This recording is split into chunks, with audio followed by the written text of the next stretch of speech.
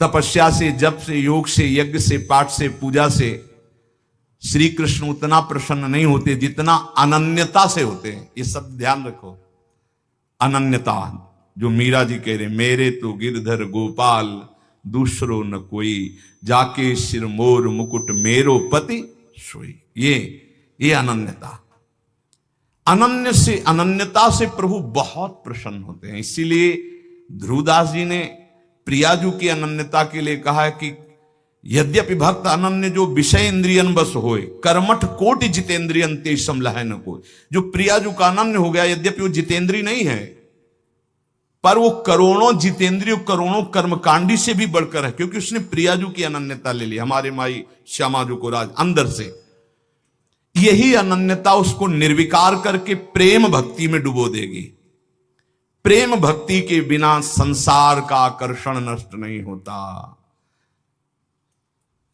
श्री कृष्ण जब कृपा करते हैं तो किसी को सखा बना लेते हैं, किसी को अपनी प्यारी गोपी बना लेते हैं, अपनी नित्य लीला में सम्मिलित कर देते हैं, किसी को सखी बना लेते हैं। पुरुषार्थ से कोई भगवान की लीला में प्रवेश नहीं कर सकता, अभिमान से कोई भगवान को प्राप्त नहीं कर सकता। जो अनन्य हो गया वो दीन हो गया, जो निराश्रित हो गया वो आश्रित हो गया। यहां निराश्रित का है, रुपये का आश्रय, शरीर का आश्रय, संबंधियों का आश्रय, बुद्धि का आश्रय, भगवत आश्रय कहां है? भगवत आश्रय अंदर से हो जाए तो ये सब साधन है, साध्य भगवान है।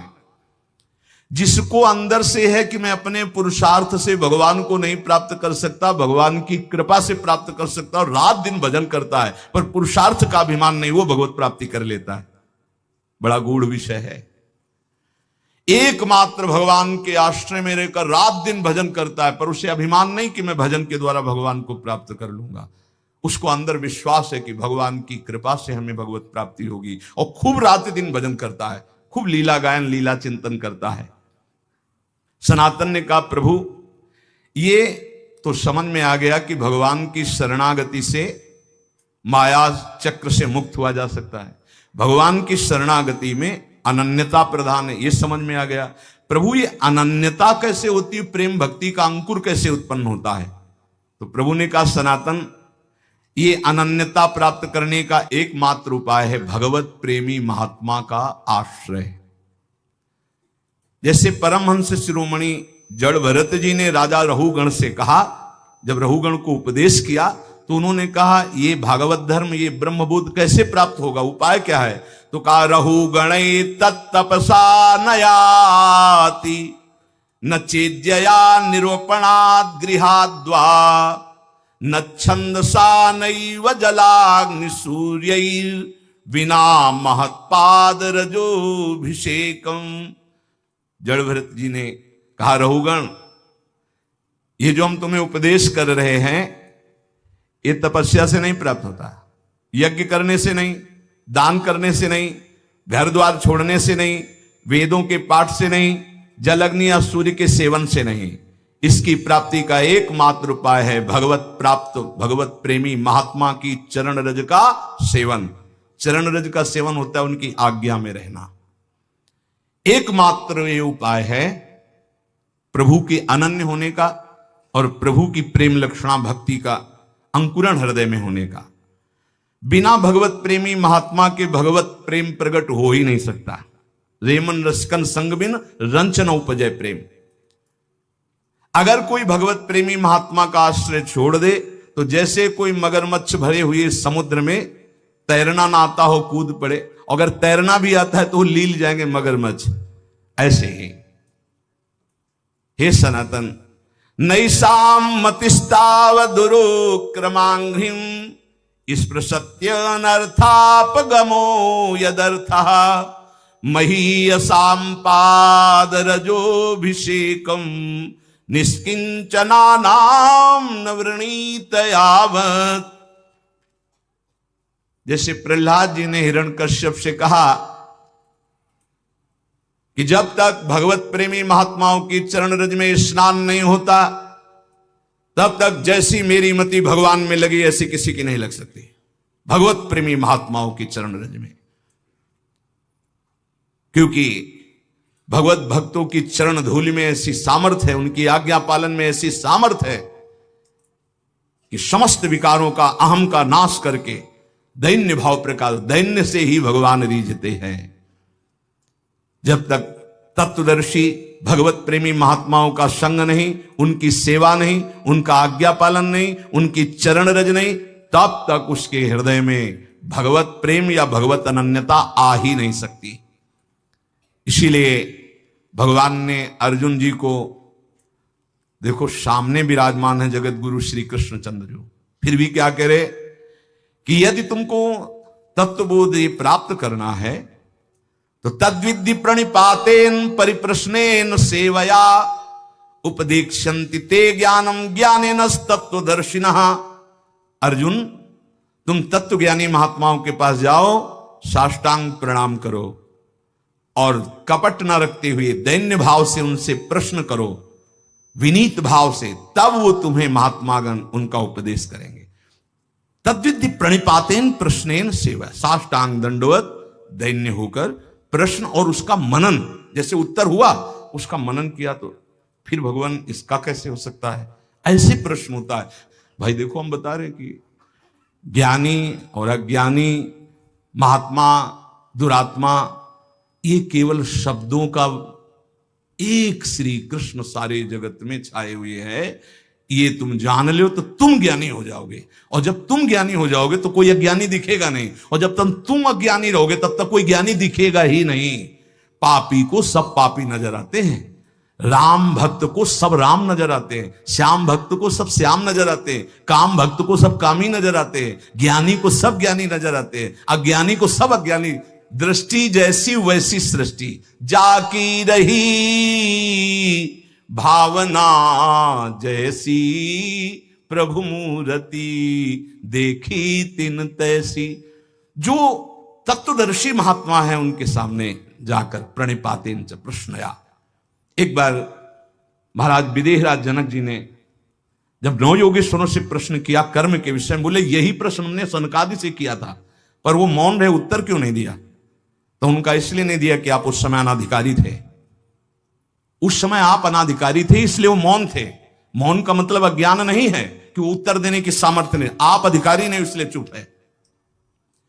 तो हे सनातन, संतों के पास जाकर के दैन्य भाव से उन्हें सबसे बड़ा देवता मानते हुए कि साक्षात प्रभु है, फिर उनके चरणों में बैठकर दैन्यता से प्रश्न करे, तब जो वो बोलते हैं उसका मनन करे, तो उसके हृदय में भगवान की अनन्यता आ जाएगी, प्रेम का मार्ग खुल जाएगा। बहुत बातों में क्या तुम्हें सार बात बताता हूं कि प्राणी मात्र का परम पुरुषार्थ है भगवत प्रेमी महात्मा के संग से श्री कृष्ण के नाम रूप लीला धाम में रंग जाना। परम आराध्य प्रभु वृंदावन चंद्र ये पुरुषार्थ को नहीं देखते हैं, ये अपने आश्रय और अनन्यता को देखते हैं। ये बड़ी तसल्ली वाली बात है। ये पुरुषार्थ नहीं देखते तुम कितने बड़े तपस्वी हो, कितने, ये मेरा है बस। अवगुण करे समुद्र सम प्रियाजू का स्वभाव, गणत ना अपनो जा, ये मेरा है। अनन्य भाव जो संसार के संबंधों से आंतरिक मुख मोड़कर पतित पावन प्रभु की आराधना करता है, वो इस संसार समुद्र से मुक्त हो जाता है। सर्व शास्त्रों को मथ करके ये तुम्हें सार बात बता रहे हैं। क्या? आराध्यो भगवान ब्रजेस्तनयस्तद्धाम वृंदावनम रम्या काचिद उपासना ब्रजवधूर वर्गेण या कल्पिता। श्रीमद् भागवतम प्रमाणम अमलम प्रेमा पुमार्थो महान श्री चैतन्य महाप्रभुर मतमिदम तत्राग्रहो ना परा। महाप्रभु चैतन्य देव कहते हैं समस्त शास्त्रों का, समस्त संतों का सार मत हम तुम्हें बता रहे हैं। वृंदावन का आश्रय, वृंदावन बिहारी का आश्रय, निरंतर उनका नाम जब ये भगवत प्रेमी महात्माओं के संग से होता है। महात्माओं का संग और भगवत आराधना ये निश्चित भगवत प्राप्ति करा देती है। सनातन जी ने महाप्रभु के चरणों में मस्तक रखा। महाप्रभु ने हाथ फिराते हुए कहा, कुछ समय तक हमारे पास रहो और इसके बाद जहां भक्ति मूर्तिमान होकर नृत्य करती, वृंदावन चले जाओ और आजीवन वहां वास करो, भिक्षावृत्ति से ब्रजवासियों की टूक पाओ और वृंदावन। तो 2 महीने महाप्रभु के पास काशी में रहे। इसके बाद वृंदावन आकर के जो ब्रज में अद्भुत भजन किया रूप जी ने, सनातन जी ने, तो प्रसिद्ध है भक्तमाल में पावन चरित्र उनका। पूज्य श्री रघुनाथ दास जी गोस्वामी जी, ये इनकी बाल्यावस्था थी। कितना स्वच्छ हृदय होता है भगवत प्रेमी महात्मा का, बाल्यावस्था में भी। ये बाल्यावस्था में ही नाम प्रेमी थे। बाल्यावस्था बहुत बड़े घराने के थे श्री पूज्य रघुनाथ दास गोस्वामी जी। काम क्रोध लोभ तो इनको छू ही नहीं गया था। वैसे पहले देखा हमने गांव में कि 15-16 वर्ष तक तो बच्चे एकदम निर्विकार निर्मल। ये मोबाइल भगवान जब से पधारे हैं सबके कर कमल में, तब से बड़ी बुरी दशा होती चली जा रही नवीन बच्चों की। वो जो मनावे सो देखते हैं, जो देखते हैं वही मनन करते हैं, वही आचरण में उतारते हैं। इसीलिए बहुत बुरी तरह जो हमारे जीवन की उन्नति की नींव है वो नष्ट होती चली जा रही नए बच्चों में। 12, 13, 14 वर्ष की अवस्था के बच्चों को सांसारिकता का संपूर्ण ज्ञान, ये है आज के बौद्धिक स्तर की भूमिका। जबकि उनको पढ़ाई में, उनको संयम में, उनको सदाचार में ढलना चाहिए तो उल्टी रीति में ढल रहे हैं। इसीलिए बहुत संकट में हमारी आगे पीढ़ी है। अगर संभली नहीं ना तो बहुत संकटपूर्ण। नए 18, 20 वर्ष के बच्चे ड्रग्स का इंजेक्शन लगा रहे हैं। सोचो उनकी क्या जीवन रह गया, अब उसके बिना जी नहीं सकते। और ना वो माता पिता से बताते हैं ना कोई, और वो इतनी बुरी स्थिति को प्राप्त है। उनको चाहिए, उसके लिए वो कुछ भी करने को तैयार है। पहले उनको दोस्तों ने फ्री चखाया, फिर धीरे धीरे वो व्यसनी बन गए। फिर आज समाज में बहुत ये व्यसन, व्यभिचार, छल कपट मानो एक तांडव कर रहा है, और उसे सुख माना जाता है, उसे उन्नति मानी जाती है। पर निर्मलता उन्नति है, निष्कामता उन्नति है, ये लोग नहीं समझ पा रहे। श्री रघुनाथ दास गोस्वामी जी का हृदय बचपन से ही बहुत ही शांत स्वभाव का। उनके घर में भी ठाकुर जी विराजमान थे, जिससे पूजा गृह होते, तो बचपन में ही ठाकुर जी के सामने बैठ जाते, वो मानो भगवान से बात करते, परम पावन प्रभु से बात करते, प्रभु के चरण स्पर्श करते जो छवि में, और उनका नाम कीर्तन करते। ये होता है पूर्व का कोई ऐसा भजन होता है जो बचपन में अपना रंग दिखाता है, जो भगवान कहते हैं जैसे मेरा भक्त है नामे भक्ता प्रणश्यति, एक जन्म में भगवत प्राप्ति वाली बात नहीं बन पाई तो फिर अगला जन्म महाभागवत का देते हैं। वो ऐसा जन्म देते हैं बचपन से भगवान का भजन, भगवान का मार्ग का अनुसरण, ये महाभागवत है श्री पूज्य रघुनाथ दास गोस्वामी जी। अभी तक इनके हृदय में किसी भी बात का आकर्षण नहीं था। जिसके हृदय में किसी बात का आकर्षण नहीं होता, उनको आकर्षण करने के लिए माया नहीं, भगवान के प्रेमी महात्मा जन पधारते हैं। ऐसा ही होता है। इनके पिता हिरण्य मजूमदार और उनके भाई गोवर्धन मजूमदार, ये राजा महाराजा की तरह थे, ऐसा वैभव इनका था। बड़े जमींदार थे और बहुत ही बादशाह की तरफ से इनको सुविधाएं मिली हुई थी, स्वयं राजा महाराजा की तरह थे। अगर गंगा जी भी आचमन करने जाना है रघुनाथ दास गोस्वामी जी को, तो 4 बेतधारी और पालकी पे बैठकर, बालक हैं 4 बेतधारी इधर उधर चल रहे, पालकी से उतरे, गंगा जी का आचमन किया, पालकी में बैठे, घर आए। ऐसा 20 लाख रुपए उस समय आमदनी थी, 20 लाख रुपए की। 12 लाख रुपए बादशाह देता था क्योंकि मजूमदार थे। लाखों रुपए की जिसकी आमदनी उस समय, उसके क्या ठाट बाट होंगे। आज के 1 करोड़ रुपए और उस समय के 20 लाख रुपए शायद, या और करोड़ से भी ऊपर हो सकते। इतने धनी होने पर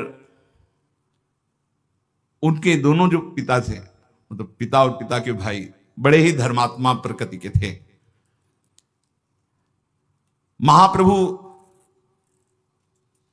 चैतन्य देव जी तो जान रहे ना कि मेरा एक निज पार्षद कहां पल रहा है।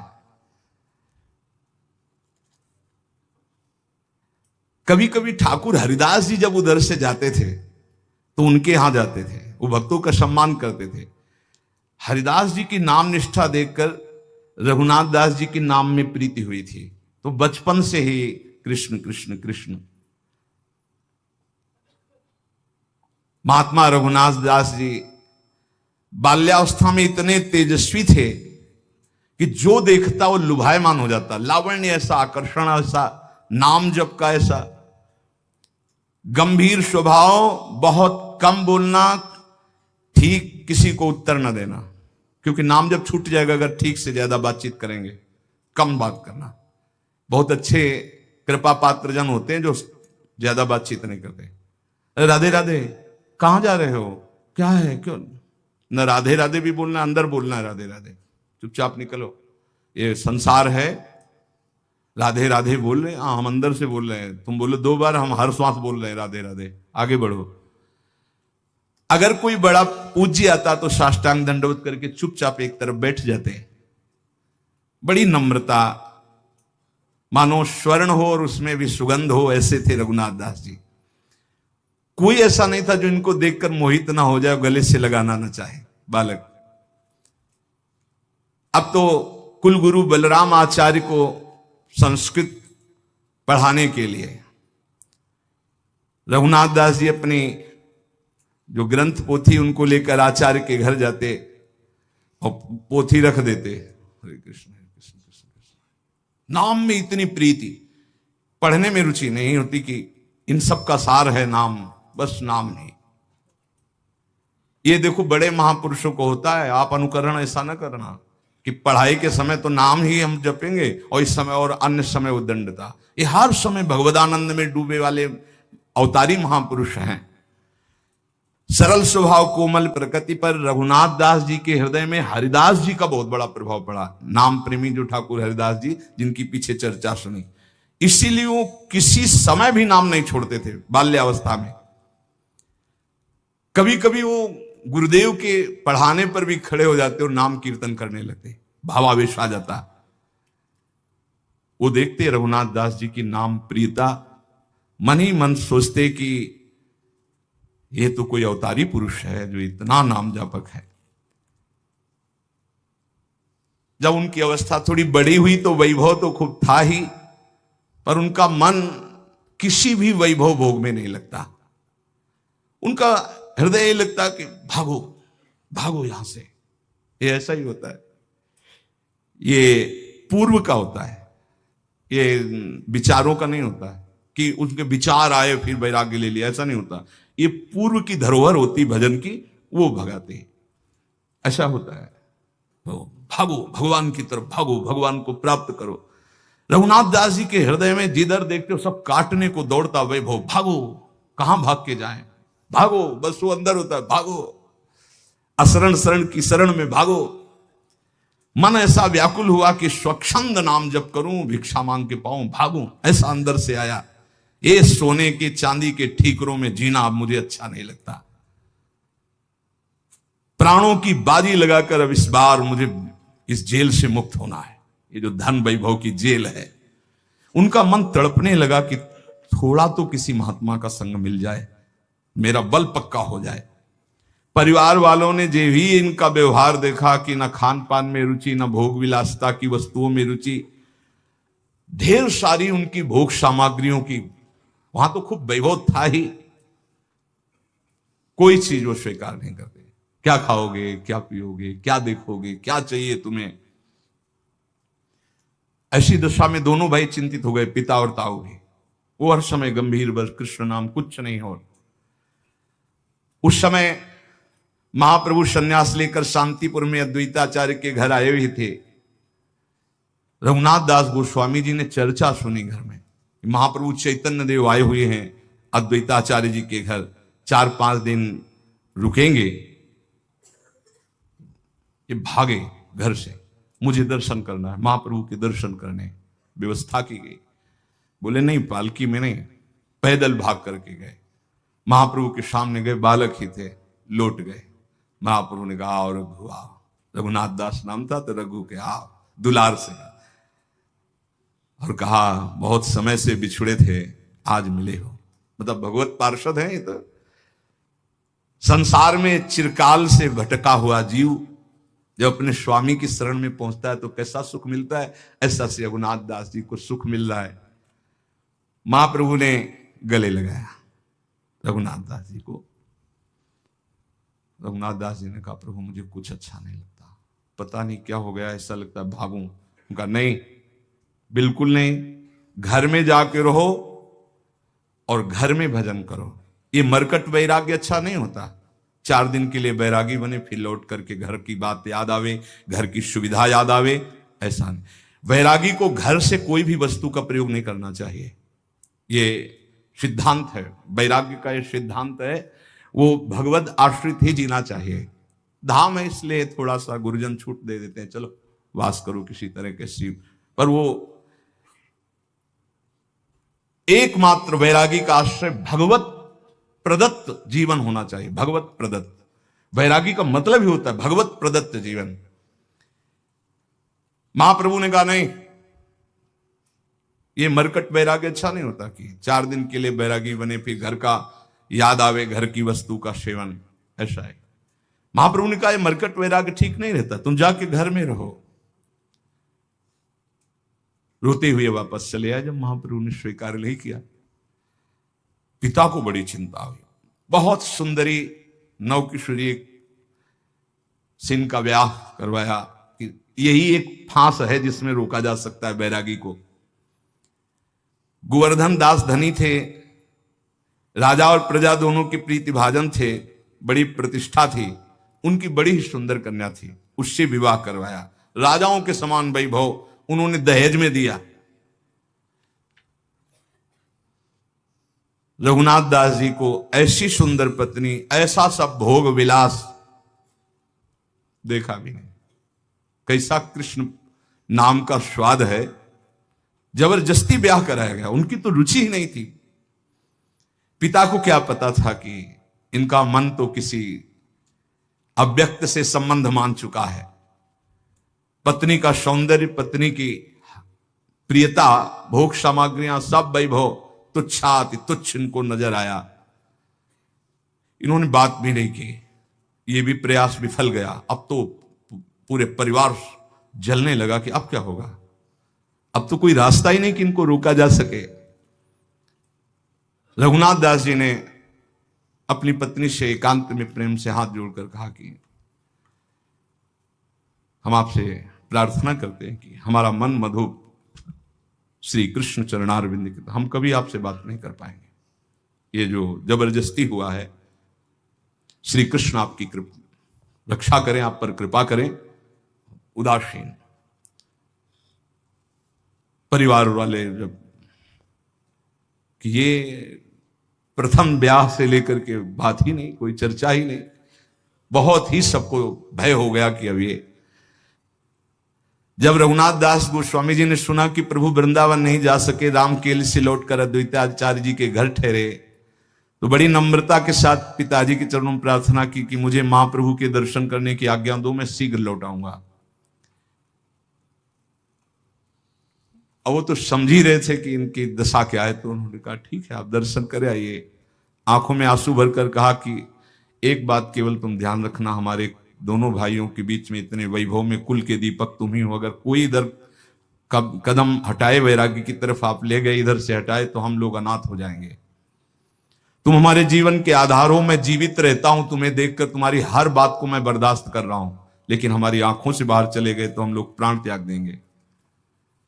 मेरी प्रार्थना है मेरे सफेद बालों की तरफ देखकर, मेरे आंसुओं की तरफ देखकर, जब तक मैं जिंदा रहूं तो ऐसे कदम मत निकालना, बस इतनी हमारी प्रार्थना। बड़े दैन्य होकर पिताजी ने, ताऊ जी ने ऐसा, पर जो निर्मम भगवान के प्रेम में है उसको इन ममता आंसुओं का कोई प्रभाव नहीं पड़ता। रघुनाथ दास जी ने चरणों को स्पर्श किया और कहा, पिताजी मैं बिल्कुल चाहता हूं कि आपके अनुकूल चलूं, पर मेरा चित्त मेरे वश में नहीं है। ऐसा लगता है कि मेरे चित्त में कोई बलात् बैठा हुआ करवा रहा है।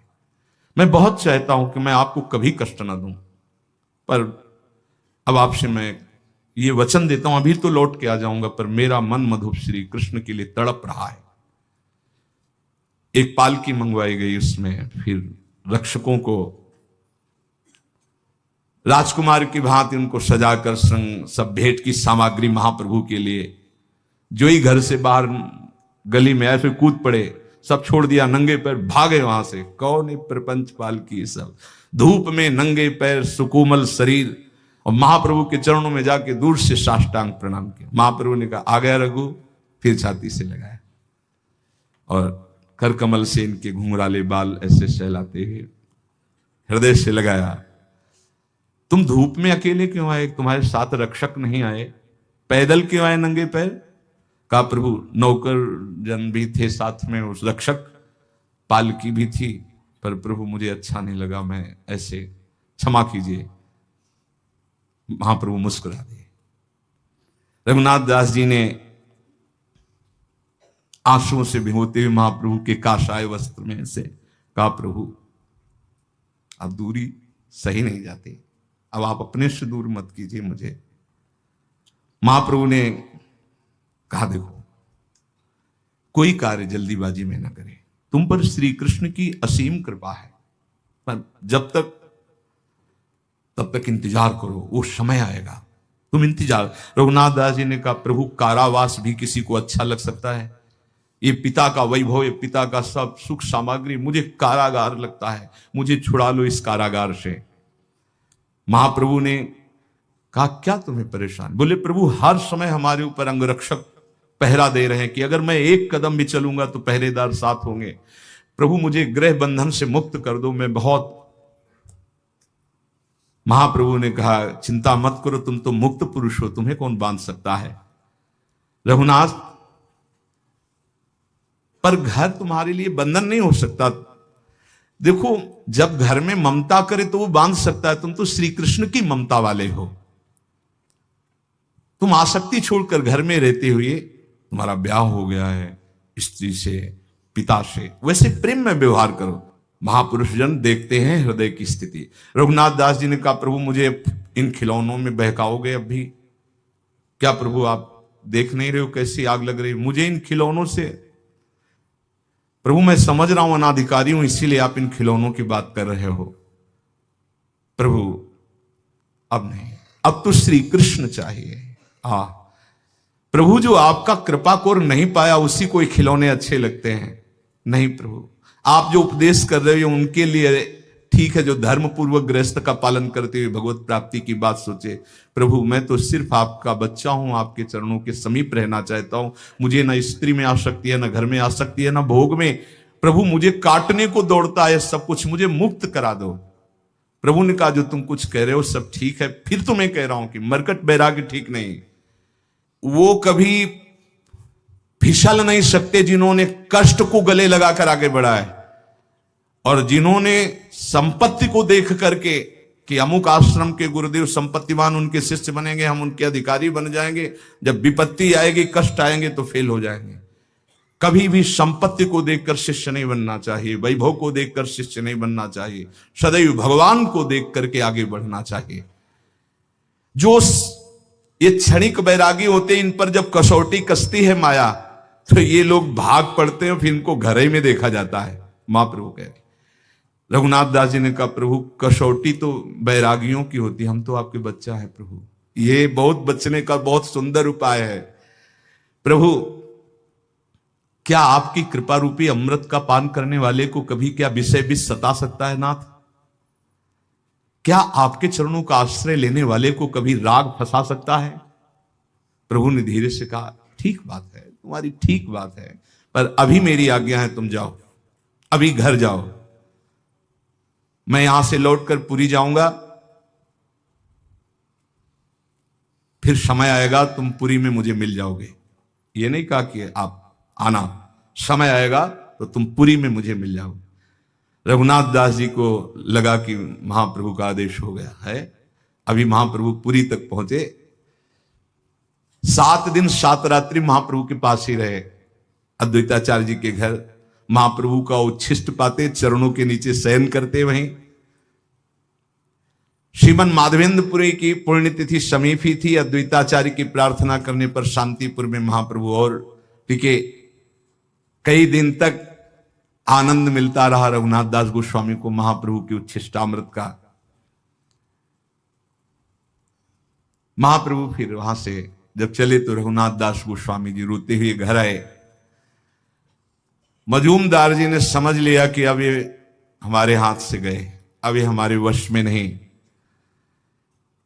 कड़ा पहरा लगा दिया कि अब तो प्यार की जरूरत नहीं, अब शासन की जरूरत है। 1 मिनट के लिए भी 10 छड़ीदार साथ, शयन, लघुशंका, शौच, कहीं भी बाहर, स्कूल जाना बंद, विद्यालय संस्कृत के जाना बंद, पालकी में बैठाल करके आचार्य को घर बुलाते। पैसा था, यहीं पढ़ो, पूरी व्यवस्था। रघुनाथ दास जी जब इतने बंधन में कुछ दिन रह रहे थे तो किसी वैष्णव के मुख से सुना कि महाप्रभु वृंदावन से होकर जगन्नाथपुरी में आ गए हैं। बस उनके हृदय में छा गया। महाप्रभु ने कहा था जब मैं पुरी आ जाऊं तो पुरी में समय आएगा तब तुम मिलोगे, भागो यहां से भागो, ऐसा उनके हृदय में आया था।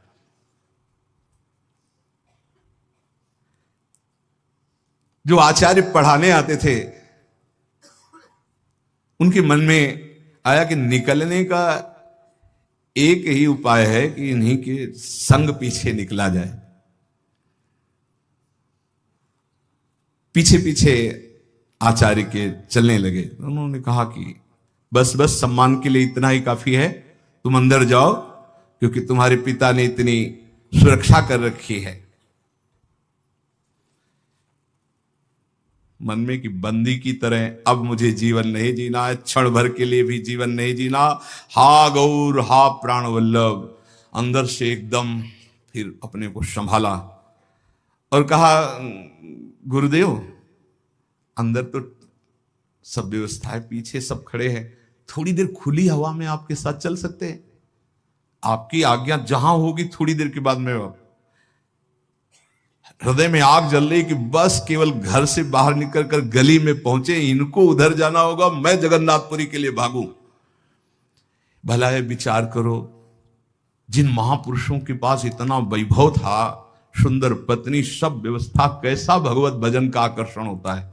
इसे वैराग्य कहते हैं, वैराग्य से कहते हैं। वैरागी के 3 ही गिरने की खाइयां हैं, कंचन, कामिनी, कीर्ति। तीनों बात इनकी घर में ही थी, उनको ठुकरा करके ये भगवान के लिए। ऐसे महापुरुष कितना वैराग्य में जीवन व्यतीत किए भगवान के प्रति। रघुनाथ जी जैसे कोई बावरा हो गया हो, पीछे पीछे उनके चले। उन्होंने कहा जाओ वापस, अब तो जाओ ना। हाँ गुरुजी, पहले आप आगे निकल करके अपने गली में जाइए, हम तो वापस, हम तो आपके चरणों के दर्शन खड़े खड़े कर रहे हैं। उनको लगा ये भी ठीक बात है, वो गए।